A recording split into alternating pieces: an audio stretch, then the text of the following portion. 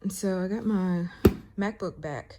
I had to put it in the shop because my keyboard was not working. So I just got it back this morning. So let's take a look and see. And I have to try to do this with one hand because, of course, as you know, my right hand is broken. Let's see.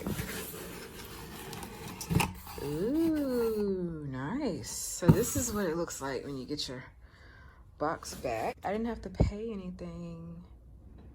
Yes, yes, yes.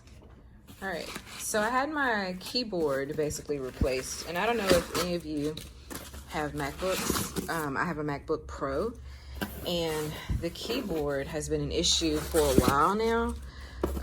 Basically, it's a butterfly keyboard, which is what I think it's called. Mac has lots of issues with those particular types of keyboards. And so, which is why they came out with the Magic keyboard now. But yeah, huge issue. So let's see my baby. Okay, got it back. Yes! And they even replaced the key that was missing.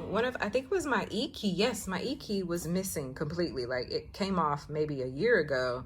And so, yes, completely, almost brand new. Yes. Oh my gosh. Thank you so much, Apple.